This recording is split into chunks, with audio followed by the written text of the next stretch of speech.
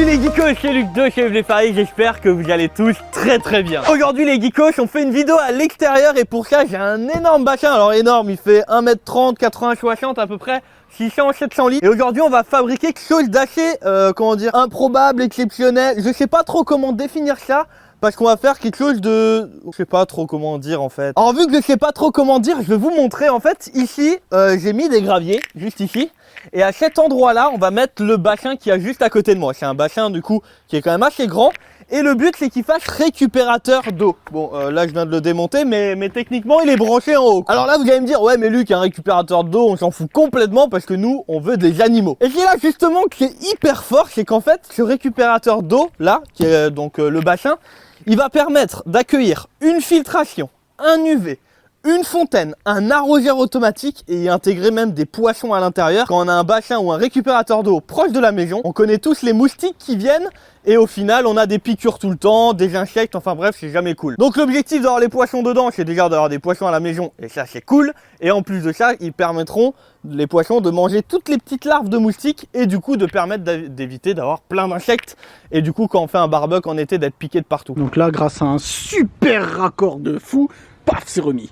Avant d'attaquer, je vous invite à rejoindre mon Instagram et abonnez-vous à la chaîne. Il y a tous les liens en description pour vous abonner et rejoindre mon Instagram. Il y a des photos, vidéos exclusives et surtout, vu ce qui arrive, en fait vous allez kiffer. Parce que vous voyez tout le background de tout ce qu'on réalise avec l'équipe et tout. Et ça, en fait j'ai trop envie de vous le partager. Donc s'il vous plaît, rejoignez surtout le Instagram et abonnez-vous à la chaîne si vous aimez les animaux. Alors aujourd'hui on a Fabien qui est au cadrage et il savait pas que j'allais dire ça. Donc c'est plutôt cool, j'ai beaucoup d'aide en ce moment de tous mes amis et tout pour réaliser de nouvelles vidéos où du coup je suis pas forcément en mode vlog et tout. Donc pour vous expliquer un peu dans quel ordre on va fonctionner. La première des choses, on va mettre en place le bassin. Sauf que le bassin du coup je vais quand même faire un trop plein juste ici. Vous voyez le petit trou qu'il y a là, pour éviter justement que s'il y a trop d'eau, parce que ces derniers temps il a quand même pas mal plu, et qu'au final le bassin déborde et qu'au final les poissons finissent dehors, enfin bref c'est un peu compliqué. Donc le trou là on va mettre une grille et tout par la suite, vous allez voir. Une fois que le bassin va être mis en place, on va mettre en place plein d'autres petites choses. On va mettre la filtration, la fontaine, on va mettre ensuite, alors vous allez voir on va utiliser ça avec des pots, on va y intégrer des plantes. Ensuite les arroseurs, on va mettre des pierres, on va mettre plein de choses et j'espère vraiment que vous allez kiffer. Donc maintenant fini de discuter et on attaque, c'est parti. Bon et pour vous expliquer quel poisson on mettra, je vous donnerai plein de renseignements parce qu'on peut pas mettre n'importe quoi comme poisson dehors, surtout dans un bassin comme ça. Et surtout vu que c'est de l'eau de pluie et tout, il y a plein de trucs à vérifier. Mais ça je vous en parle tout à l'heure dans la vidéo. Alors la première des choses qu'on va faire c'est mettre les grilles. Donc on va en mettre une dedans, une dehors et je vais en fait les croiser pour en fait réduire l'écart du trou pour conserver un maximum de petites bêtes qui peuvent vivre dans le bassin. Parce que du coup ça nous permettra de faire des petites stories et tout sur Insta. Du coup j'en ai parlé il y a quelques secondes. Alors pour ça il y a le trop plein, donc le trou il est juste ici. Il y a aussi Gary. Gary, on peut l'appeler Turbo aussi, il va vite. Le trop-plein va permettre d'éviter que le bassin déborde en cas où maintenant il pleut énormément et que les poissons partent avec, voilà. Donc on va mettre une grille dessus comme ça et l'autre grille à l'intérieur, donc une double grille, ce qui permet que si un jour aussi il y a une grille qui s'enlève, toujours d'avoir une protection derrière. Alors pour fixer les grilles, il y avait plusieurs solutions, silicone, rifté, colle à chaud, enfin bref il y avait plein de trucs. Franchement, je me suis dit je vais pas me prendre la tête, je vais faire un truc simple. Je vais utiliser un gros scotch comme j'ai toujours utilisé, qui fonctionne très bien même avec l'eau, voilà. Ça va plus vite, ça évite de percer le bassin, ça évite d'utiliser du silicone qui peut aller dans l'eau, ça évite plein de choses. Honnêtement c'est beaucoup plus rapide et pratique. Donc on va essayer et si jamais par la suite je vois que ça tient pas, je vous ferai un petit message sur Insta pour vous dire j'ai dû changer, ça a pas tenu. Mais franchement j'ai utilisé déjà pour des aquariums et tout, ça a toujours fonctionné. Alors première étape, fixation de la grille, donc franchement je vais pas me prendre la tête, je la fixe à l'extérieur, voilà. Petit bout de scotch. Et on se retrouve dans quelques instants quand elle est fixée quoi.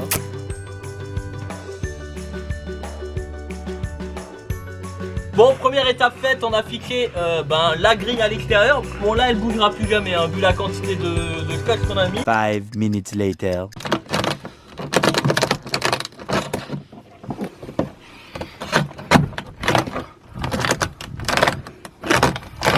C'est comme ça qu'il faut faire. Quand ça passe pas, ça passe quand même. Moi je vais faire toujours en sorte que ce soit bien propre partout. Voilà, le plus propre possible pour que ça tienne mieux. Donc techniquement l'eau de toute façon pourra pas vraiment monter au-dessus de là. Donc celui-là il tiendra toujours. Et les autres également. Ça j'ai pas trop peur. Bon maintenant je vais prendre le bassin, on va le mettre en place. Grosse étape. Hop. Alors j'ai déjà tout mis le niveau à peu près avant, hein. Franchement, hop, le tuyau qui va dedans. Et voilà. Alors vous allez me dire Luc, mais pourquoi t'as mis des briques autour? Vous allez voir tout à l'heure, ce sera pour la déco. On va mettre des jardoiges et tout autour avec des plantes. Le but c'est de faire un truc plutôt agréable à voir quand même. Avec du coup le petit trop-plein qui est ici. Donc franchement j'ai déjà eu l'occasion de tester sans le décor et tout, avec de l'eau jusqu'en haut. Ça fonctionne très très bien. Bon, étape suivante, on va mettre en place le filtre, tout ça. Donc pour ça j'ai ce tuyau là qu'on utilisera pour aller à l'extérieur et créer l'arroseur automatique. Donc là pour l'instant on met de côté. Ensuite j'ai plein de pièces, bon, une en moins du coup. Là on va avoir la fontaine, on va aussi avoir tous les changements, les Y et tout, pour pouvoir faire une fontaine et également l'arroseur automatique, enfin semi-automatique, vous comprendrez. Et ensuite le beau bébé, c'est le gros filtre, donc c'est un filtre de chez Oage. Donc du coup le filtre il est composé de cette manière là. Donc on a un UV qui est le gros truc ici. Donc l'UV permet d'éviter d'avoir trop d'algues, l'eau verte et tout quand l'eau chauffe, donc c'est hyper intéressant. On a une filtration mécanique, donc c'est la mouche bleue, donc là il faudra que je la nettoie souvent. Une filtration mécanique plus fine et également une filtration biologique avec les petits cailloux. Donc là on va le mettre à l'intérieur et vous allez me dire ouais mais Luc, si maintenant tu mets la pompe au fond comme ça et que tu aspires l'eau, au final, et si tu aspires l'eau trop bas, les poissons ils ont plus d'eau. Et là je vais vous répondre, oui. Alors l'idée ça va être d'utiliser des gros pavés hein, qui bougent pas. Donc l'eau elle est sale, enfin bref il y aura un filtre hein, donc c'est pas nickel. Ça va être de les poser. Je vais en mettre je pense peut-être deux ou trois, je sais pas encore. Et ensuite je vais mettre le filtre. Ce qui fait qu'en fait le filtre, vu qu'il aspire jusqu'à là à peu près, au niveau de la centrale d'aspiration, il y aura toujours à peu près la moitié d'eau au minimum. Ça veut dire que les poissons qu'il y a dedans auront minimum, j'avais fait les calculs, on est à 620 litres à peu près. Il y aura toujours à peu près 300 litres d'eau pour les poissons. Si l'eau s'évapore et qu'au final le filtre a du mal, moi je serai là pour complémenter avec de l'eau si vraiment faut le faire. Encore une fois, je l'ai dit avant, c'est pas parce qu'on a un récupérateur d'eau avec des poissons, un filtre et tout dedans qu'il faut plus s'en occuper, pas du tout. Le récupérateur d'eau, bien sûr, ça va être cool pour les plantes, machin, mais il va falloir toujours garder un œil sur le niveau d'eau, la filtration, parce que dedans on met des poissons. Et les poissons, en fait, c'est surtout pour éviter les moustiques et tout, même s'ils pourront pas tout manger, mais c'est plus un délire et vous me connaissez, ce genre de délire là, j'aime bien. Alors, je vais mettre les jeux de pavés, hop. Je vais en mettre 2 en hauteur, 2 c'est bien. De cette manière là. Bon, alors maintenant on va s'occuper de tous les éléments qui aura au-dessus le filtre. D'accord, donc c'est la partie qui aura juste ici. Donc on va avoir le rejet pour installer la fontaine. Parce que du coup on va mettre une petite fontaine histoire d'un peu oxygéner l'eau aussi. Donc là c'est hyper important pour les poissons. Et histoire de faire quelque chose de plutôt joli. Parce que je le rappelle, le but c'est d'avoir quelque chose de quand même assez joli. Donc dedans il y a plein de choses, d'accord. Je vais tout renverser à côté. J'ai acheté plein de pièces pour avoir un maximum. Alors la première des choses qu'on va mettre, c'est cet élément juste là. En fait cet élément là va permettre d'à la fois avoir la fontaine si on veut, et c'est une sorte de Y avec un robinet sur le côté. Je vous expliquerai tout à l'heure, ce robinet là il sera tout le temps ouvert. Parce que moi je vais mettre encore un robinet intermédiaire plus loin, en dehors de l'eau, pour éviter de mettre les mains dans l'eau tout le temps. Donc celui-là on va déjà le fixer ici. Hop. Donc avec le robinet qui a de ce côté là, je vais pouvoir choisir, je vais vous montrer en fait comment que ça se passe là-dedans. Si je fais comme ça, là-dedans ça s'ouvre et du coup je vais pouvoir mettre la fontaine. Et si ici je ferme, je vais pouvoir l'éteindre. Et pareil pour là, en fait ça va ouvrir ou fermer ici. Et en fait ici ça va être l'arroseur et ici la fontaine. Alors première des choses, on va fixer cet élément là sur la pompe et ça va me permettre de bouger si je le souhaite la fontaine qui sera au-dessus. Donc là on va le fixer au-dessus. Donc c'est juste à visser, hein, il n'y a vraiment rien de compliqué. Voilà, donc c'est fait. Là-haut on va mettre la fontaine. Hop. Pareil, ça si je veux je peux régler la hauteur, mais là la hauteur est au minimum et elle est déjà assez haute. Après on va pouvoir y intégrer ce genre de choses pour faire des jets plus ou moins différents. Ça je testerai une fois que c'est en route, honnêtement. Donc pour l'instant je vais rien mettre du tout. Et maintenant on va attaquer la partie la plus, comment dire, compliquée. Faut tout comprendre. C'est en fait la partie arroseur semi-automatique. On va dire que ça, il n'y a pas besoin d'arrosoir. On pourra tranquillement arroser notre jardin avec l'eau qui sera récupérée juste ici. Bon, alors maintenant on va fixer le tuyau. C'est ce tuyau là qui va permettre d'arroser. Donc la première des choses que je vais faire, donc c'est un tuyau pas très gros, hein. Le but c'est juste qu'on puisse le fixer juste ici au niveau de la pompe.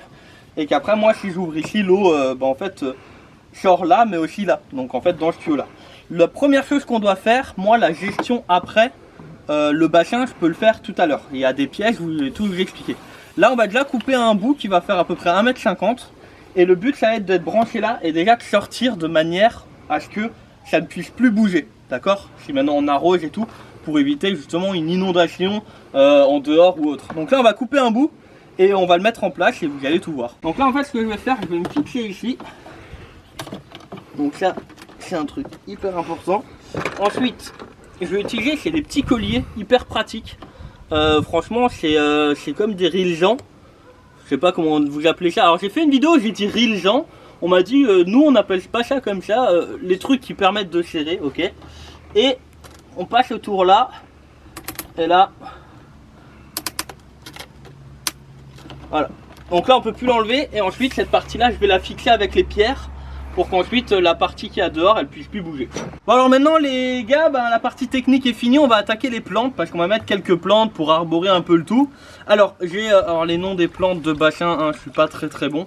J'ai des belles plantes plutôt sympas, donc certaines on va les rempoter dans des gros pots. Vous voyez qu'elles ont pris des petits jetons à certains endroits, je vais couper pour qu'elles soient nickel. Après j'en ai une qui a fait des rejets, une sorte de nénuphar en fait, qui a fait des petits rejets, vous voyez sur les côtés là, avec des petits stolons, je sais pas trop comment on appelle ça. Je vous avoue qu'en plantes de bassin je connais beaucoup moins, mais elles sont plutôt sympas. Donc les rejets je vais les couper et j'ai pris des pots. Donc j'ai pris des petits pots pour les rejets, d'accord, et des moyens pour les grandes plantes. Les petites je vais les laisser dans les pots normaux. Alors justement pour les mettre, on va mettre de la toile de jute. Donc je vais prendre le pot en fait, on va prendre le pot, on va mettre la toile dedans, comme ça. La toile va permettre d'éviter que tout parte dans l'eau en fait. Ensuite j'ai du terreau, donc je vais mettre la plante, les racines, le terreau. Ensuite je vais refermer, couper ce qu'il y a en trop, d'accord, et ensuite mettre des cailloux. Ensuite là on va pouvoir le mettre dans l'eau. Donc je disais, là l'idée c'est de prendre la plante, donc j'ai enlevé un peu les feuilles qui tiraient un peu la tronche, sauf celle-là, mais elle est hyper belle, donc dans l'eau elle va remonter. Hop, on va retirer ça. Donc l'idée c'est que les racines vont pouvoir se développer, vu que le pot est plus grand, et du coup la plante aussi. Donc je mets dedans. Donc une fois que ça c'est dedans, je vais venir avec le terreau autour, comme ça. Et maintenant que ça c'est fait, je vais tout simplement replier la toile sur elle. Donc est-ce qu'elle est un peu longue? Elle est un peu longue, je vais un peu la couper d'abord et ensuite je vais replier. Donc on coupe ce qu'il y a en trop. Alors là le but c'est d'en lécher un peu, hein. Voilà, maintenant je recouvre tranquillement. On laisse bien sortir la plante. Et là maintenant je vais mettre des cailloux, hop, un peu plus gros pour tenir la toile. Donc voilà le résultat. Donc j'avais pas dit, mais les pots sont perchés justement pour qu'on puisse les mettre dans l'eau et que l'eau rentre à l'intérieur. Au bout d'un moment, quand les racines auront vraiment fait leur réseau racinaire, même en enlevant les cailloux, franchement là ça sort plus, Je le ferai pour que justement les pousses des plantes puissent sortir à d'autres endroits. Mais pour le moment, tant que le réseau racinaire n'est pas fait, je vais la laisser comme ça et on va tranquillement la mettre dans l'eau. Voilà, je vais la mettre là et puis de toute façon on verra. En fonction des plantes, on les mettra à d'autres endroits, voire même en hauteur, parce qu'il y a des plantes qui ont besoin d'être moins profondes que d'autres. Bon, maintenant il nous reste qu'une chose à faire, c'est faire ça pour toutes les plantes. Et ensuite on se retrouve pour un des moments sympas où on fait la déco, la mise en eau, la mise en place de tout, en fait, où on teste. Allez, on continue les plantes et on se retrouve juste après.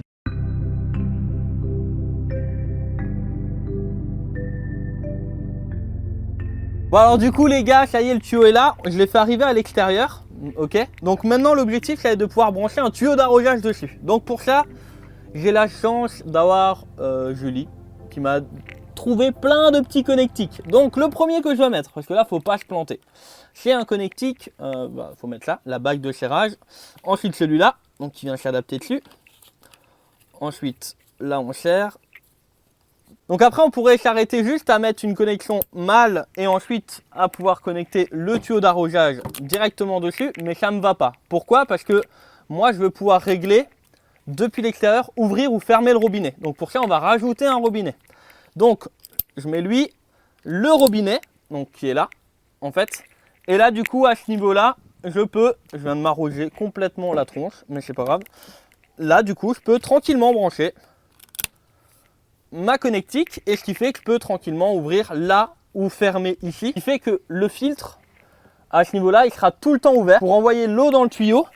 Et en fait c'est à ce niveau là, sans devoir mettre les mains dans l'eau, que je vais pouvoir en fait régler. C'est pas dérangeant de mettre tout le temps les mains dans l'eau, c'est juste que quand il y a les plantes, les poissons, enfin il suffit qu'il y ait des petites lentilles d'eau et tout, mettre la main dans l'eau, après on a des algues et tout plein les mains et ça c'est beaucoup moins agréable. Bon les gars, ça y est, les plantes sont mises en place, alors j'ai changé de micro parce que du coup on a dû enlever l'autre pour des raisons techniques. Là maintenant les plantes elles sont en place, donc maintenant on va mettre toutes les pierres, donc les pierres là, celles-ci, et on va les positionner autour, d'accord? Et ensuite on va arborer avec des écorces, de la terre et tout pour donner un effet un peu plus joli. Là maintenant on va s'amuser hein. Le principal c'est de kiffer. On va faire un Tetris géant. Franchement le rendu final va être ouf. Pour les pierres je vais mettre les plus épaisses en dessous pour un peu rehausser et les plus grandes, les plus fines au-dessus pour donner un effet un peu plus léger, un peu plus aéré, un peu comme j'ai fait avec celle qui est en dessous le tuyau là-bas. Par exemple celle-ci elle est pas très jolie, elle est très épaisse, donc en fait je vais la placer là pour donner du niveau et en fait on va mettre les plus fines au-dessus.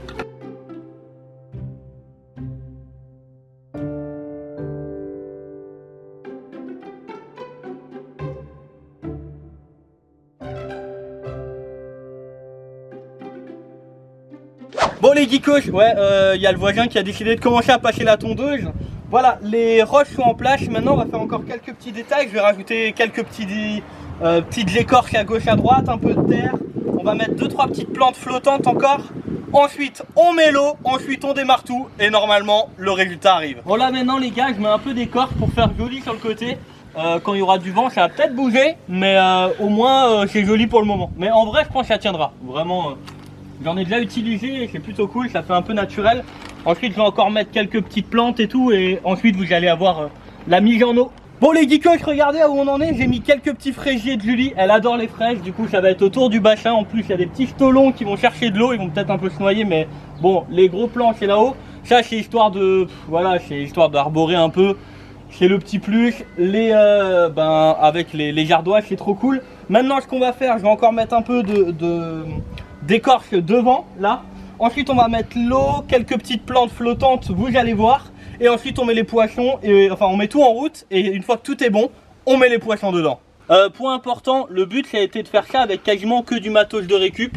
On a acheté 2-3 petits trucs, mais franchement la pompe on l'avait déjà, les pierres on avait déjà, ça on avait déjà. Il y en a qui appellent ça les poubellariums où ils mettent un peu le reste. Là on a, c'est un peu, en fait je sais pas trop comment appeler ça. Mais voilà, c'est à prendre vraiment de manière tranquille. En aucun cas on veut dire faites ça chez vous machin. C'est plus voilà, pour le fun, le style. Et surtout pour les poissons et tout, ça va le faire hein, largement. Il y a un filtre, de l'oxygène, des plantes, enfin tout est bon. Mais voilà, c'est important de prendre ça en compte. C'est plus pour le plaisir. Moi je fais ça. Et j'ai aussi l'instinct de maîtriser plutôt très bien les paramètres de l'eau. Donc pour les poissons il n'y aura aucun problème quoi. Là je vais rajouter quelques petites plantes flottantes qui vont venir un peu arborer le tout. Paf, paf, bon faut attendre qu'il y ait de l'eau hein. Donc les lentilles d'eau c'est ces petites plantes là, c'est tout petit. Et il y en a partout, une fois que tu en as mis, tu vois là on en a mis quelques-unes. Et en fait ça se multiplie à une vitesse mais incroyable. Il y en a plein et ça flotte et après ça recouvre toute la surface de l'eau. Bon dernière étape, là c'est un peu exceptionnel vu que c'est pour la vidéo, on va remplir le bassin. Mais bon sur le long terme en fait l'eau arrivera directement du toit, vous l'avez compris vu que c'est un récupérateur d'eau. Là en fait dans des caisses on a mis tous les en fait on les a mis là-bas les caisses avec tout l'eau qu'on avait déjà dans le bassin. On a mis de côté et maintenant on va reprendre les mêmes caisses d'eau et on va les remettre dedans. Donc en fait c'est déjà de l'eau récupérée, sauf qu'on a sorti pour faire la vidéo.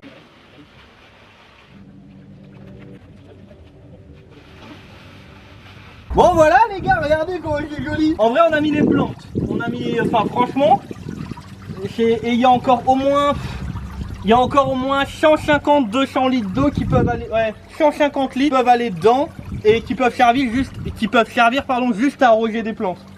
Donc maintenant, on va tester le robinet pour les plantes. Bon alors les gars, on est en train de faire le test du système d'arrosage. Alors comment dire, ça arrose, faut pas être pressé, hein, ok. Par contre, tu vois, là on a des petites plantes au bord de la maison. Et ben franchement, ça fait le taf. Alors je vous avoue, je vais peut-être réfléchir à faire un conduit arroseur automatique avec des petits trous dedans, avec de l'eau qui passe comme ça dedans. Mais en vrai, ça pousse vite, mais ça arrose pas vite, mais ça arrose. Donc voilà, la promesse est tenue. Elle est pas tenue genre c'est un arrosoir, tu vois. genre tu vois, ça coule pas très vite. Si je mets les autres jets, on est un peu triste. Même enfin, celui-là ça va encore en vrai. Mais en vrai la promesse est tenue. On entend le bruit de l'eau, je suis en train de faire les derniers petits détails. Et après on met les poissons. Et normalement ça va vous plaire. Bon les geekos, pour finir cette vidéo, on va mettre les petits gîtes. Donc les gîtes, c'est des petits poissons qui sont énormément insectivores. Ça mange un peu de tout, mais les insectes, ils adorent. Donc du coup, dans le bassin, ce sera bien. Ils vont manger un peu toutes les larves qu'il peut y avoir. Voilà un peu le résultat d'un peu plus loin du bassin, ce que ça peut donner. Alors la partie arrosage, elle est pas très rapide. Donc on a mis la petite pompe. On a mis les petites fraises à Julie pour qu'elles soient jolies. L'arrivée d'eau, le filtre, l'UV et la grille d'évacuation qui a juste ici quoi. Bon maintenant on va mettre les poissons les amis. Donc on va pas les voir longtemps mais en tout cas ils seront là, il y en a 6 en tout. Alors là ils sont petits et je tiens tout de suite à dire que quand ils seront grands ils resteront pas là-dedans. Ils resteront là-dedans pendant quelques mois et ensuite quand ils seront plus grands ils iront dans un bassin énorme. Vous verrez ça dans... abonnez-vous et vous verrez ça dans quelques mois. Un bassin gigantesque. Ça c'est la taille du filtre, même pas. Enfin bref, vous verrez, c'est un truc de fou. Abonnez-vous à la chaîne. Là c'est parti pour le lâcher de poisson. Alors depuis avant je conditionne l'eau pour qu'elle soit à la même température. Et puis hop, c'est parti. On les voit là, tranquillement. Ils vont. Alors au début on les verra pas vraiment, mais je vous filmerai quand l'eau elle sera plus trouble pour que vous puissiez les voir se promener. Allez c'est parti. Et voilà. Donc là ils sont dedans. Ouh, je sais pas, mais ils sont dedans. Bon les geekos, on se retrouve 2 jours plus tard pour vous montrer l'avancée, l'évolution, voir que tout se passe bien. Du coup je vous confirme que tout se passe très bien. Alors j'ai vu que sur la vidéo il y a des moments où on n'entend pas bien, encore désolé, c'est une vidéo à l'extérieur et il y a des aspects techniques qu'on apprend à maîtriser vu que c'est une des premières vidéos entièrement à l'extérieur qu'on a fait. Donc le bassin va très bien. Les poissons aussi je les vois nager. Alors pour les voir c'est assez compliqué. Alors je rappelle ils font la taille là Donc vous voyez que par rapport au bassin, je tiens quand même à le souligner parce que certains vont peut-être se dire ouais Luc, des poissons dans le bassin, il y a plus de 450 litres d'eau et il y a 6 petits poissons qui font à peu près 1,5 fois la taille d'un guppy pour ceux qui connaissent. J'insiste vraiment sur les poissons parce qu'il faut pas faire n'importe quoi, c'est des animaux et du coup bah voilà, moi on a fait ça avec un récupérateur d'eau, on a vérifié le KH naturel de l'eau pour vérifier la stabilité du pH, donc de l'acidité de l'eau. Et effectivement on a tout qui correspond à ce poisson là. Et comme j'ai dit précédemment, dès qu'ils seront un peu plus grands, ils passeront à chaque fois dans un bassin beaucoup plus grand qui va faire plus de 10 000 litres. Enfin bref, on est en train de préparer un projet énorme sur la chaîne qui viendra très prochainement. Voilà, alors je sais pas comment on peut appeler ça. Si on peut appeler ça un mini bassin, un poubellarium, une réserve d'eau, je ne sais pas. Mais en tout cas voilà, ça fonctionne depuis quelques jours. Et un élément dont j'ai pas parlé dans la vidéo et qui est très important, c'est par rapport au cycle moléculaire, le nitrite, le nitrate. Donc là effectivement j'ai mis les poissons tout de suite dedans. Par contre je vérifie l'évolution du nitrite et du nitrate tout le temps. Et vu qu'il y a un renouvellement d'eau permanent avec l'eau de pluie, ce qu'on utilise pour arroser, je répète qu'on n'arrose pas avec toute l'eau, on prend à chaque fois peut-être 50 litres sur tout ce qu'il y a. Bah effectivement c'est très compliqué pour les molécules comme le nitrite ou le nitrate d'apparaître parce qu'il y a une variation qui est très régulière. Je pense que cette conclusion elle est vachement importante parce qu'effectivement dans un aquarium on peut pas mettre les poissons tout de suite dedans. Ou même dans un bassin qui est tout le temps avec la même eau, il n'y a pas de renouvellement. Faut pas mettre les poissons tout de suite dedans à cause de ce qu'on appelle le cycle de l'azote. Donc c'est une montée moléculaire de nitrite naturelle qui arrive en général au bout d'à peu près 3 semaines. Et ceux qui me connaissent depuis longtemps le savent, j'ai tendance tout le temps à vraiment prendre soin de chaque petit détail dès que je le peux. Voilà, là je suis hyper content, c'est mignon, joli, on a pu mettre les petites fraises autour et tout. Les poissons vont super bien, alors ils sont tout le temps planqués parce qu'ils vont dans les racines des plantes et tout, mais franchement je suis trop content. Pour ceux qui veulent des nouvelles régulières, allez sur Instagram parce que je vais mettre des petites stories et tout, des poissons en train de manger machin, donc je vous mets mon Instagram juste en dessous là. J'espère vraiment que cette vidéo vous aura plu, elle est totalement différente de ce que je fais d'habitude, mais sachez une chose, c'est que j'ai kiffé la faire. Et on se retrouve lundi prochain pour une nouvelle vidéo. C'était Luc de Keblefy. Salut les geekos!